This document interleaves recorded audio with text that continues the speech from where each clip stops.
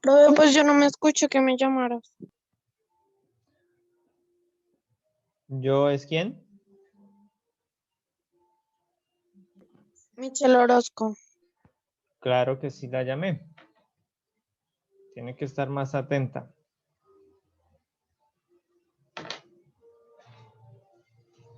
Se van a tomar agua y dejan ahí. Recuerde que tiene 15 minutos entre una clase y otra como mínimo. Pero para hacer esas diligencias.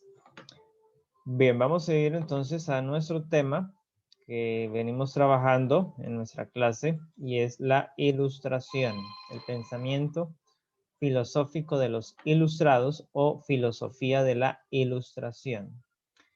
En la clase anterior vimos qué era eso de la filosofía de la ilustración. Les alcancé a presentar algunos de los pensamientos sobresalientes de algunos de estos ilustrados, de estos filósofos ilustrados, y entonces hoy vamos a continuar con la segunda parte de la ilustración. Pero también, si nos alcanza el tiempo, les vamos a dar una actividad para realizar en torno a este tópico. Y vamos a ir entonces aquí a compartir la presentación.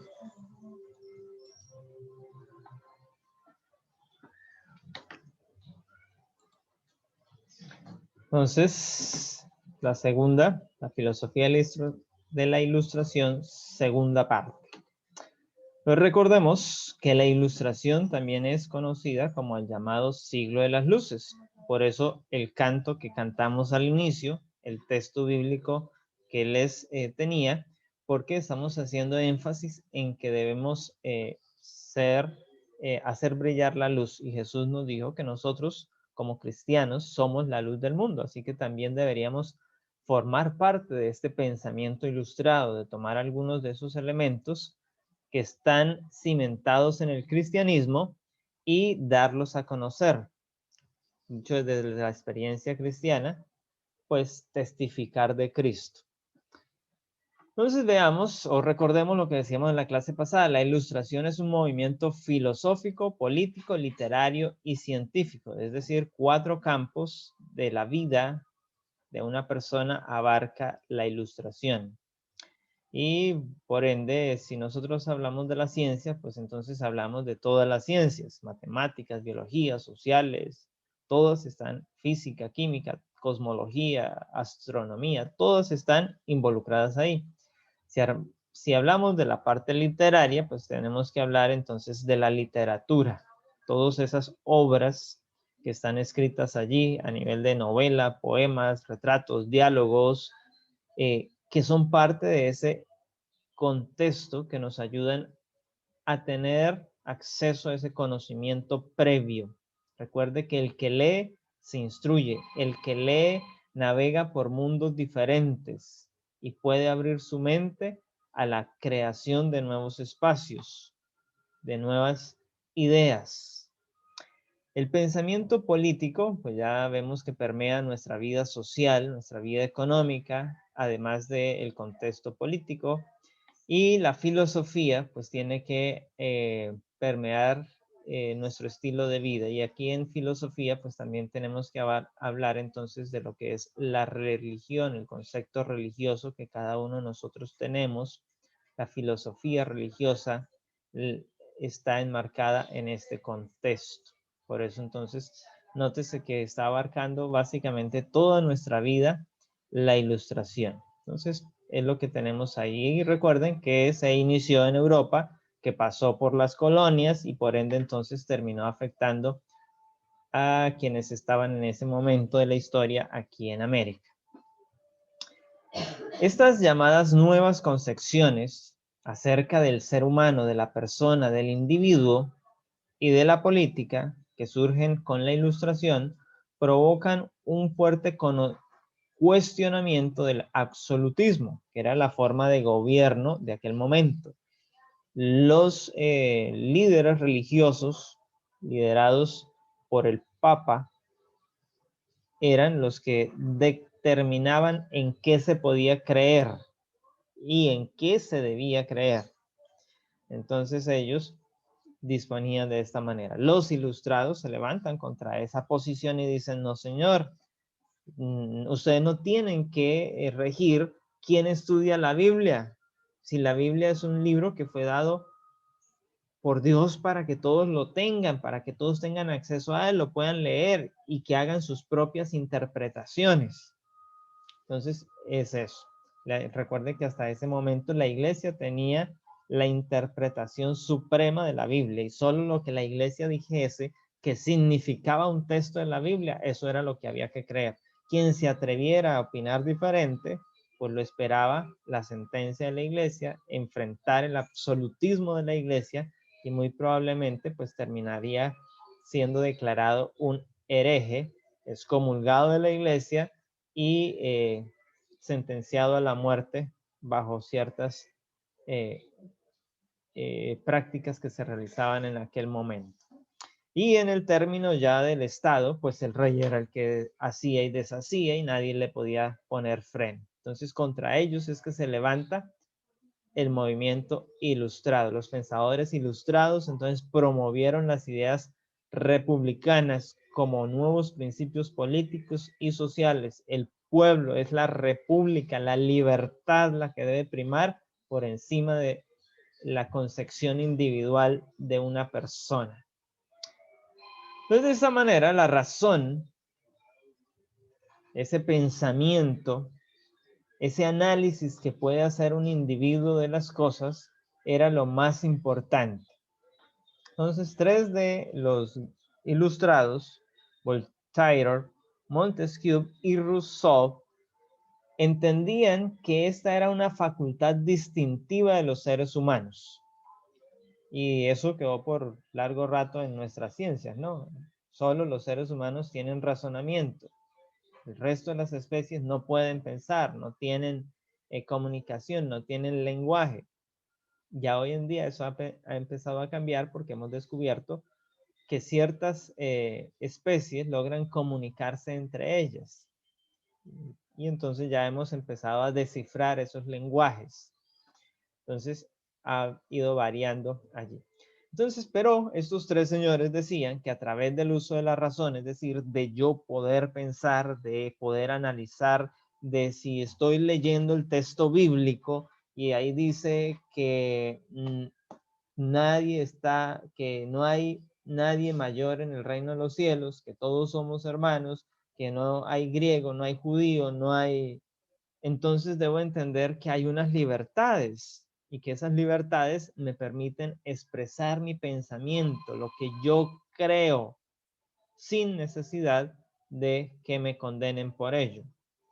En términos políticos, entonces estaba el hecho de que yo podía pensar muy diferente a lo que cree el rey y tengo el derecho de criticarlo, de hablar de sus desmanes, de sus abusos. Entonces, esto lo que genera, entonces son esas llamadas posibles desarrollar formas elaboradas del pensamiento. De ahí que concibieron la razón como la luz capaz de sacar al ser humano de la oscuridad y la subordinación. De la oscuridad, porque veníamos de un periodo donde la iglesia había determinado qué se podía estudiar en el campo de la ciencia y en el campo de la religión qué se podía creer. Así que estábamos subordinados por la religión y por la política, por el rey. Entonces eran dos términos que nos mantenían en un oscurantismo. Es lo que se llama la Edad Media o el periodo del oscurantismo, donde la iglesia y el rey, bueno, el papa y el rey gobernaron a sus anchas y dispusieron para los demás qué se podía hacer, qué se podía creer, qué se podría pensar y si se atrevía usted a pensar, qué se podía expresar. Se trataba de una mirada optimista entonces al futuro, donde las personas podrían libremente expresar su pensamiento, podrían libremente ejercer su fe, podrían libremente rendir culto a su Dios, podrían libremente elegir quién los gobernara. Eso era una mirada muy optimista del futuro en medio de ese caos en que se vivía para aquel momento. Entonces, Estas sociedades fueron guiadas por la razón y solo la razón podía llevarlos al progreso. Y entonces ahí es donde hablábamos ahora en sociales de la revolución industrial. Esa idea de progreso. Entonces, los filósofos ilustrados, los intelectuales, generaron esta nueva cultura de pensamiento con estas dos características principales que las mencionamos en la presentación de la clase anterior. Creían en la idea del progreso, que podemos cambiar las cosas para bien, para mejorar. Y eso se logra usando la razón. Pero además, si logramos transformar cómo se han venido haciendo las cosas para mejorar ese proceso y tener mejores productos, mejores comodidades, mejores herramientas, mejores medicamentos, mejores tratamientos, entonces muy seguramente la sociedad va a mejorar y las personas van a ser más felices. Así que creer en el progreso era muy importante. Presentaban atención a la educación porque se entendía, ellos como ilustrados habían comprendido que ellos mismos habían recibido esa ventaja de haber estudiado y que no solo debía ser la educación para la clase privilegiada, es decir, para los nobles, para los hijos de los clérigos, sino que debía ser accesible a la población y al mayor número de población. De esta manera, entonces, la educación sería esa herramienta que impulsaría el progreso. Por ello, entonces, se impulsan la fundación de las sociedades culturales y las academias, es decir, las escuelas, aquí el término academia son como esos centros del saber donde se discuten temas científicos, más que el aprendizaje en sí como hoy lo concebimos. Y justamente, pues entonces Rusia funda la Academia de las Ciencias de Rusia y España funda la Academia de la Lengua Española, que todavía hoy en día pues identificamos con el diccionario, que la conocemos como la RAE, la Real Academia Española. Pero no solo se dedica a darnos definiciones técnicas de una palabra, sino que están supervisando los procesos científicos que se desarrollan en ese momento de la historia. Esto lleva a tener unas variantes, unas escuelas filosóficas o unos movimientos filosóficos que surgen en aquel momento. Y el primero de ellos es que si todo había estado centrado en la Edad Media, en Dios, en la iglesia, en el llamado teísmo, ahora todo a partir de la razón empezaría a girar en torno al ser humano y ya vendría a ser entonces conocido como el antropocentrismo. El hombre es el centro de todo. Entonces, en este concepto ya no sería Dios, ya no sería la religión el centro, sino que vendría a ser el hombre. Hoy conocemos esto como humanismo. En especial, pues, la razón material y sensible. Surge la noción de progreso humano como un proceso continuo e indefinido. Continuamente estaremos progresando y a medida que este progreso nos lleve a otros descubrimientos, pues iremos a otro progreso. Entonces, actualmente estamos en una etapa donde hablamos de la cuarta revolución industrial, un cambio donde estamos haciendo a nivel de tecnología una sinergia entre la máquina y el humano. Entonces hablamos de inteligencia artificial, hablamos de chips, hablamos de implantes, hablamos de desarrollos, prototipos o adaptaciones para reemplazar extremidades que se han perdido. Entonces todo eso, seguimos en ese concepto que se planteó allí. Por eso les digo, hoy todavía el antropocentrismo sigue presente y hoy le conocemos como humanismo. El hombre es el centro de muchos de los procesos que estamos adelantando. Pero en este antropocentrismo que surge allí con los ilustrados, entonces surgen unas corrientes del pensamiento religioso que son peligrosas para el cristianismo. Entonces tenemos el nihilismo, que lo proponen algunos de estos ilustrados. ¿Qué es eso del nihilismo? El nihilismo no es otra cosa que una corriente filosófica que sostiene la imposibilidad del conocimiento y niega la existencia de todas las cosas. Entonces, en ese contexto, el nihilismo niega la existencia de Dios. Dios no existe para un nihilista. Y eso ya va, recuerden que son conceptos que se están contraponiendo al absolutismo religioso que había en aquel momento.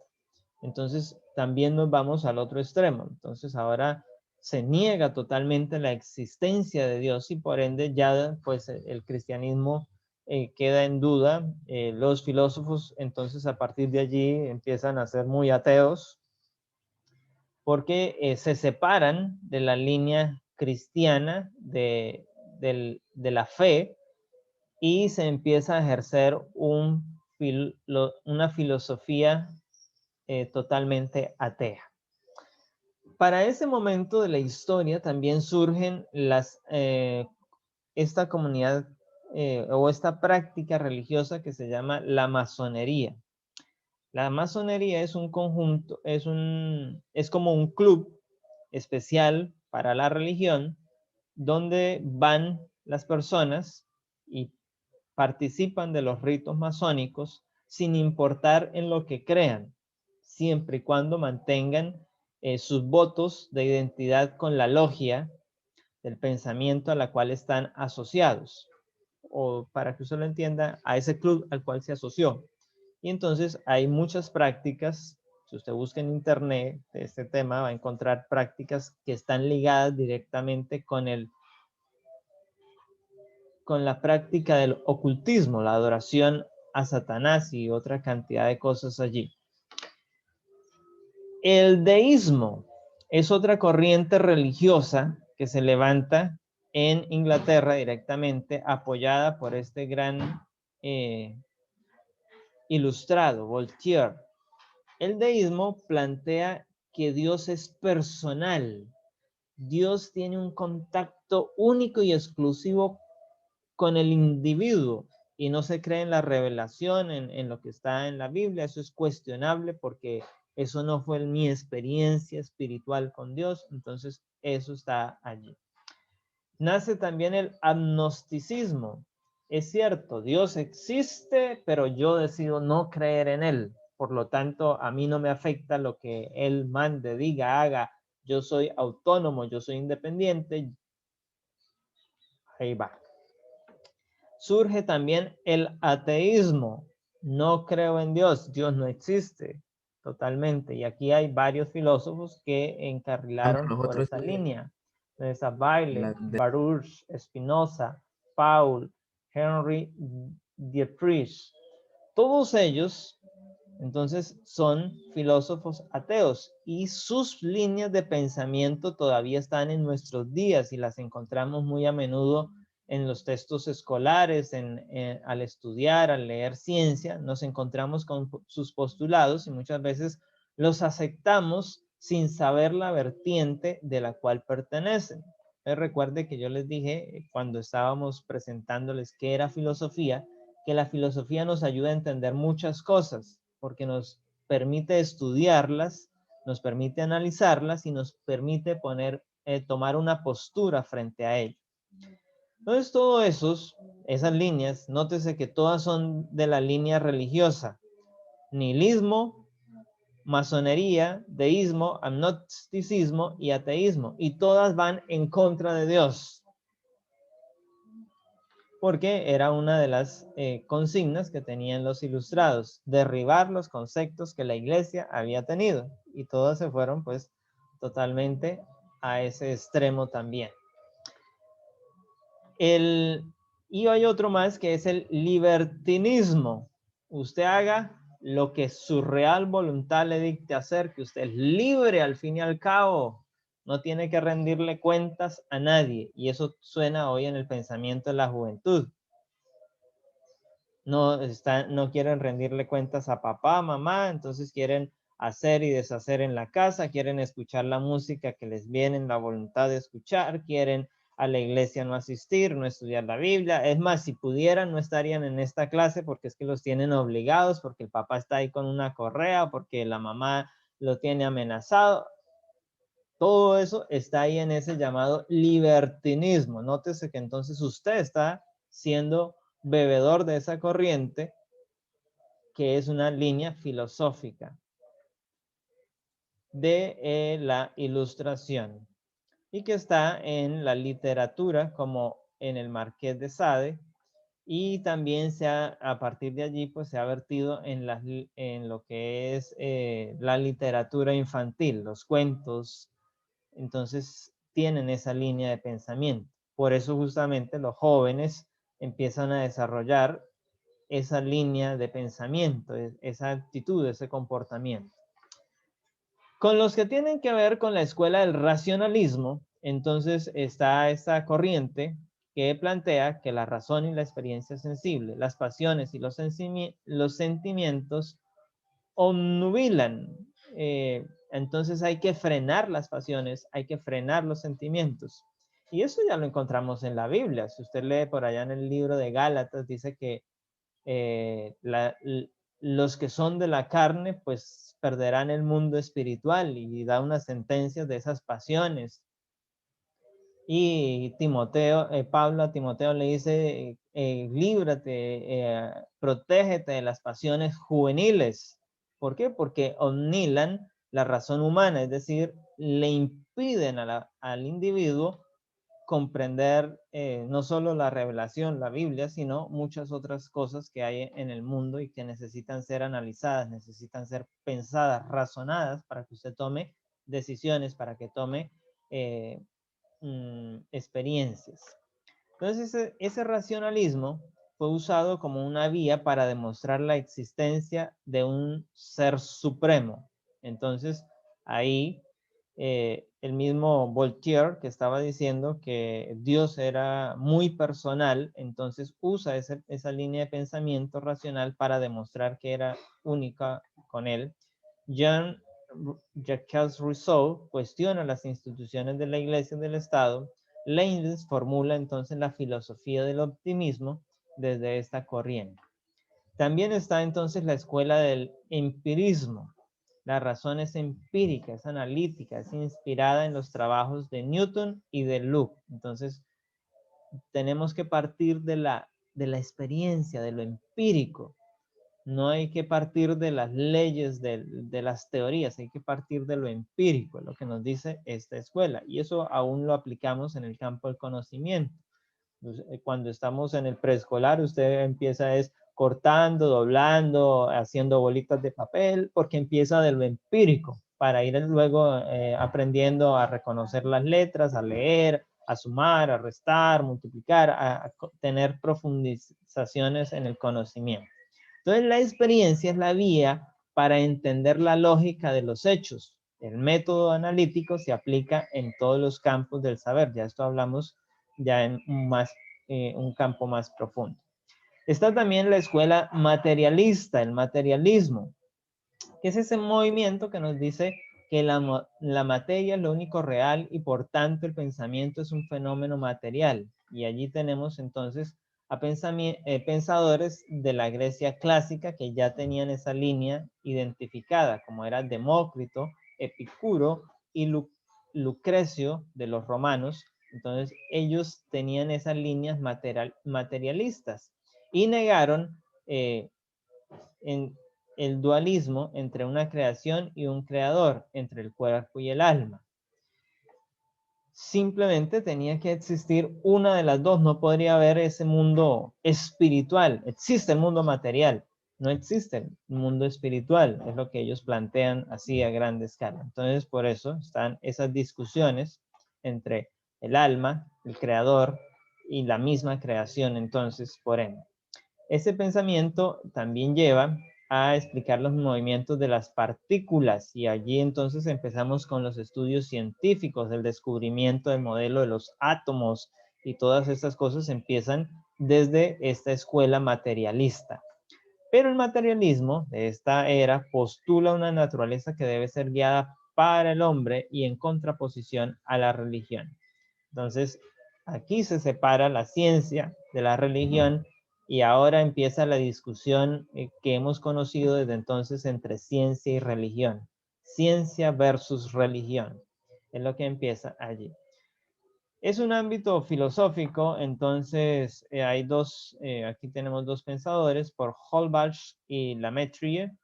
El nombre ya nos dice que es francés. En el ámbito social exponen sus pensamientos y en el ámbito histórico entonces tenemos el pensamiento de Carlos Marx o en español de Carlos Marx. También está el hipercriticismo. Hiper viene de exagerar la crítica, ¿no? Entonces, todo lo anterior se duda, se critica, se mofa, se burlan de ello. Algunos de ustedes son hipercríticos porque andan mofándose, andan criticando a sus compañeros, inclusive hasta los docentes, al papá y a la mamá, así que tienen esa línea ya desarrollada por naturaleza. Pero tal vez ellos tenían eso y aprovecharon ese criticismo que llevaban ya en la sangre y fundaron pues esta escuela filosófica de la Ilustración. Todas estas críticas traen consigo reformas. La historia se empieza a documentar con rigor. Entonces empezamos a escribir la historia, empezamos a reinterpretar los hechos históricos, empezamos a las ciencias empíricas, esas que tienen que ver con ciencias naturales, ciencias sociales, física, química, todas esas están allí. Y botánica.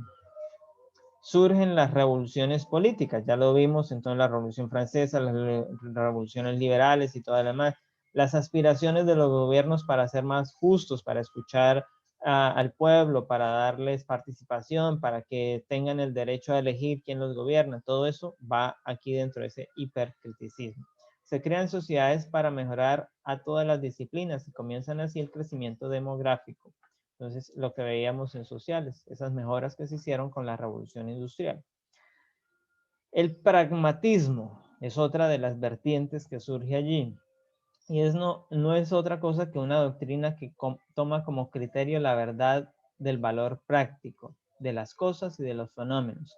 Es decir, si esto no tiene una utilidad, si esto no va a servir, pues se desecha. Solo lo útil merece hacerse. Una obra de arte, si no va a cumplir la función, ni para qué la haga. En términos de cultura y de política, pues se aplican los mismos principios. Entonces, nótese que lo encontramos entonces en 3 líneas que lo podemos ver allí y debe tener un fin didáctico, moral y social. El arte tiene que ser didáctico, tiene que ser moral, tiene que respetar esa moral y tiene que ser para el pueblo. La cultura tiene que ser didáctica, tiene que ser moral y tiene que ser social. De hecho, esos conceptos quedan hoy en día y todavía entonces a nivel de las instituciones, digamos, hacemos las actividades culturales porque eso responde a ese pragmatismo ilustrado que se creó allí. Y está esta otra que es el idealismo. Entonces, con ese mundo idealista, es una filosofía que reduce al ser y el ser al pensamiento. Entonces, todo está en nuestro pensamiento, ese mundo ideal, ese mundo exclusivo, y luchamos por esas ideas, por poner allí. Entonces, en términos religiosos, el purismo o el puritanismo están involucrados allí. Esto excluye lo temporal y lo histórico. Y finalmente tenemos entonces la línea del universalismo, que es ese pensamiento extremo universal que está allí. Desde este movimiento se asume una relatividad cultural. Los franceses se toman como lo mejor. Surgen utopías de gobiernos colectivo que derivan a la final en lo que conocimos ya en sociales, la llamada Revolución Francesa, esa contraposición a todo lo que está allí. Listo, chicos, entonces con eso tenemos allí La idea que tenemos es que ustedes puedan investigar de cada uno en parejitas, constituyan una parejita y indaguen por alguno de estos hombres que hemos mencionado en las dos presentaciones. Entonces, para que no se nos repitan, ustedes lo que van a hacer es aquí, en el panel de novedades, por ejemplo, va a decir aquí, va a escribir Michelle Quintero, Michelle Gómez y Daniel Quintero van a trabajar a René Descartes. Entonces, ya sabemos los demás que no podríamos escoger a ese personaje. Entonces, ¿listo? Ese es el ejercicio para hacer. Y yo voy a crear un link aquí para subir esa presentación. La hacen en PowerPoint y la suben en ese link y la próxima